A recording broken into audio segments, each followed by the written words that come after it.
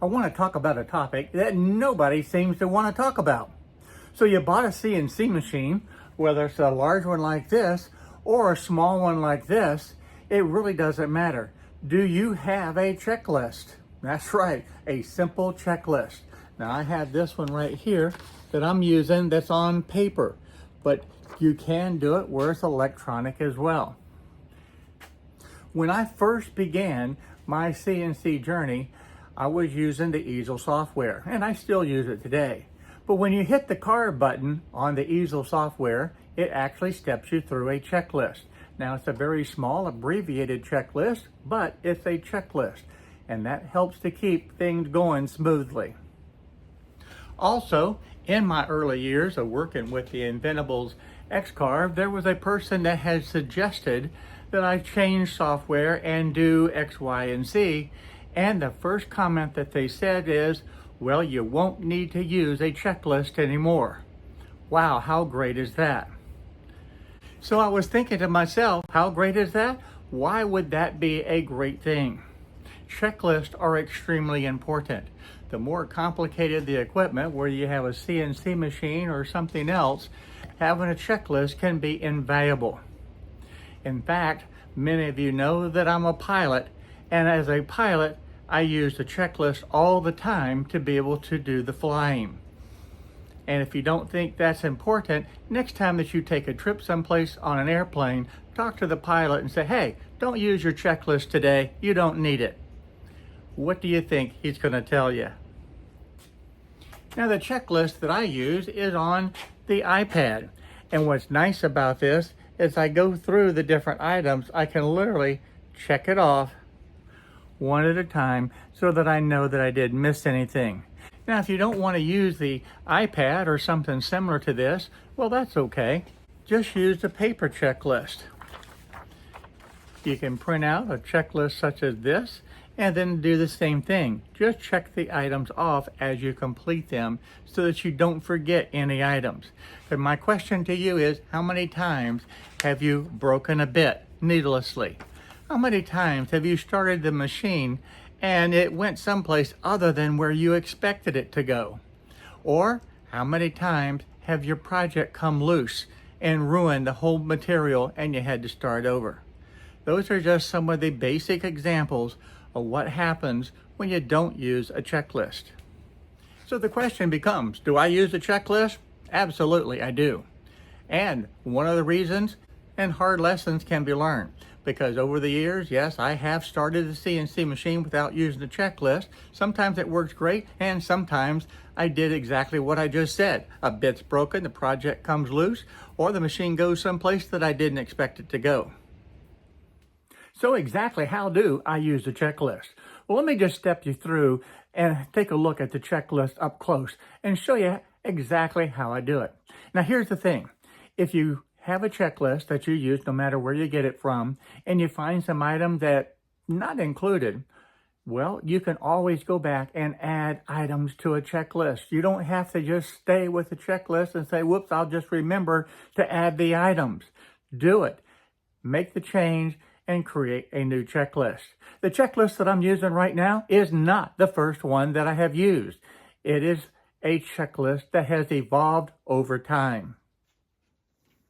So the way that I use a checklist is I go start at the top, and I want to make sure that I have my safety glasses and the hearing protection.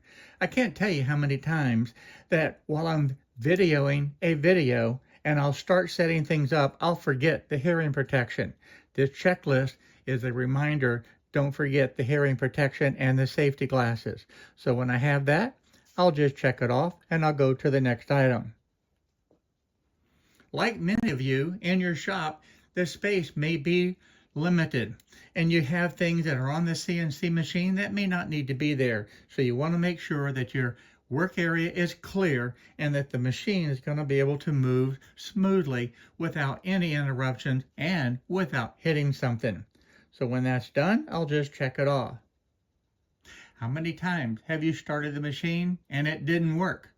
And after a lot of frustration, pulling hair out, and not knowing what else to do, you checked the e-stop and found that that button had been pushed down.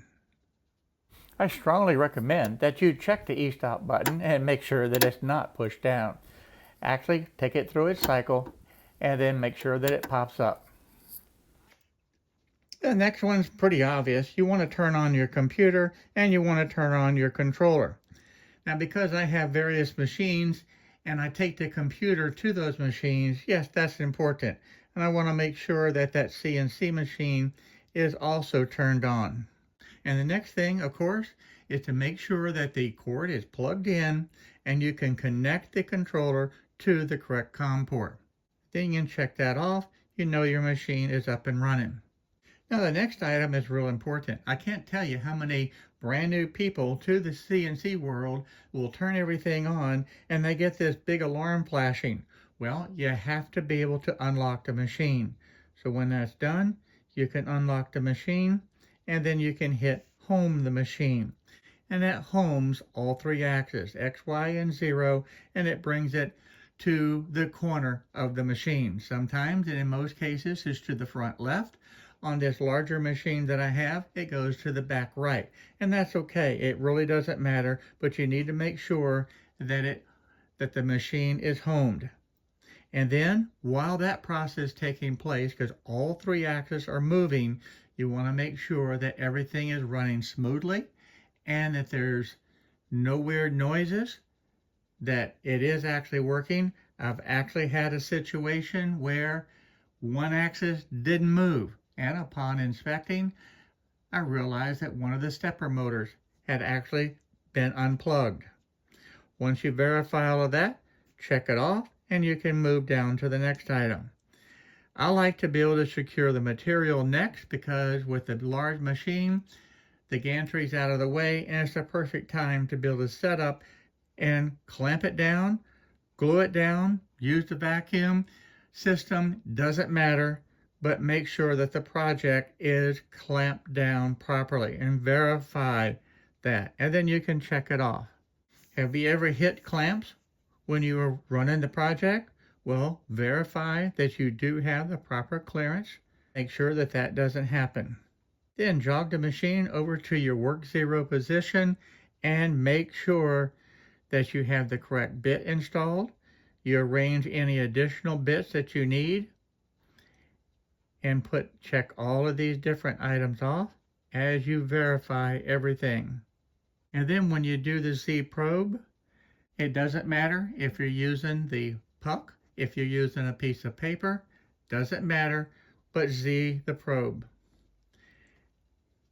If you're using the puck, make sure that you get it out of the work area, including the cord, before moving on. And then verify that the work home position is in the correct location, and make sure that you set the XY0 home work position to the 0 in the controller. And guys, this is something that I've actually forgotten to do. I'll go through all the steps. I'll put the machine exactly where it needs to be. I'll go through all my homing operation, but I forget to actually 0 the controller itself on the computer. And guess what? The machine's going to go someplace that I didn't expect it to go. And then you're going to open the G-code file and load it into the computer. Confirm that it's the right file. Have you ever loaded a file thinking you had the right one and realized, nope, it wasn't? It was a different one? Well, confirm the toolpath. Confirm everything at this point. So when you have that done, you can check it off. You're verifying the toolpath, depth of cut, feed rates. It sounds real simple, but one of the things that I oftentimes will forget to do is connect the hose to my dust collection.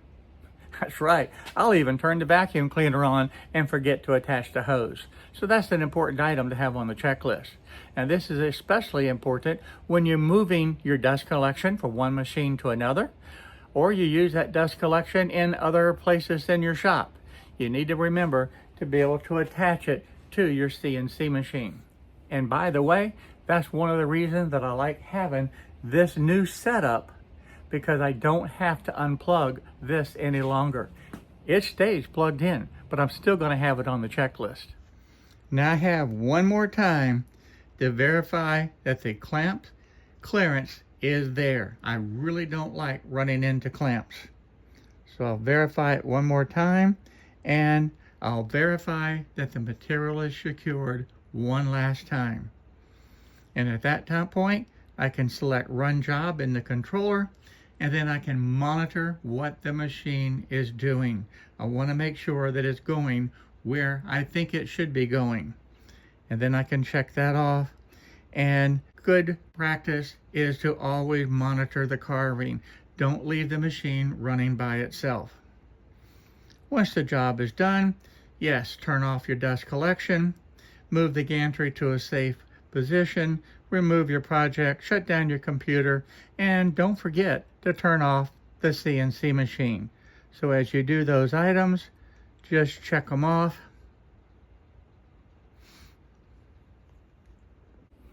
Now I have this smaller machine set up with the drag bit in here, and I'm going to be doing the videos real shortly showing you exactly how I use the drag bit. But this machine I'm dedicating to using the drag bit for the different projects. And guess what? I use the exact same checklist to be able to operate this machine as I do the larger one. Now with this one, I have this set up with my pen attachment to be able to do drawings, signs, and pretty much anything. In essence, I have my own auto pen. Yeah, that's right. I can actually do signatures and anything else with this one. But guess what? I still use the checklist to be able to operate this machine, and it's the same checklist. Now if I go back to the beginning with the first CNC machine that I had, which is this Inventables X-Carve, and I had that basic checklist in their software, guess what? I'll still use it. But I use my checklist also because it's more inclusive. And then when I hit that carve button, I'll use both because they are complementary. And all of these simple steps, and they are simple steps, will hopefully make your experience in the shop a lot more enjoyable and trouble-free. There's very few people on YouTube that even talk about the checklist. Why? I don't know. And quite frankly, I don't know why I have not discussed it before, because I do think it's very important to be able to use a checklist. My suggestion is to be able to take one like this, and you're free to stop the video and copy this or make your own. You can also use the iPad, and I use the Numbers app, and be able to create your own checklist. Either way, I think it's very, very important for you to start using a checklist today, whether you create your own or use somebody else's. I can pretty much guarantee you that over time, you will save project material because it's properly secured. And you'll probably save some bits along the way also by using the checklist because it's not going to break the bits. And more than likely, if you use the checklist, when you hit Run Job or hit Start, the machine's not going to go someplace that you're not anticipating it to go. So all of these things can be huge benefits to you using a checklist. Is it going to prevent everything? Well, maybe not. There can be some unusual things that take place. But if you use a checklist, it's going to be far less likely. So I would suggest using my checklist, someone else's checklist, create your own. I don't care what, but I strongly suggest using a checklist. Right now, if I get into an airplane that I have flown for hundreds and hundreds of times, do I still use that checklist? Absolutely. Is that checklist mentally memorized in my head? Yeah, more than likely, yes. But am I going to take the chance on just going from memory and missing something? Don't want to do that. Use the checklist. I think it'll help you out a lot. And if you don't think the checklists are important, next time you take that airplane flight on your favorite vacation, just ask the pilot, hey, you can skip the checklist. I'm in a hurry today. Let's just get to our destination. See what they say. And then, more importantly, how comfortable are you going to be if they say, yeah, sure, we'll skip the checklist today just for you? You think that's going to be the answer? Nah, probably not. So thanks a lot for watching this real short video today. I hope that you'll take these few pointers and create or find your checklist that you can use, that you're comfortable with in the shop, and operate these machines safely and hopefully incident-free. So if you like this short video, by all means, thumbs up, subscribe right down there below, and I look forward to seeing you in the next video. Bye-bye, everyone. See you real soon.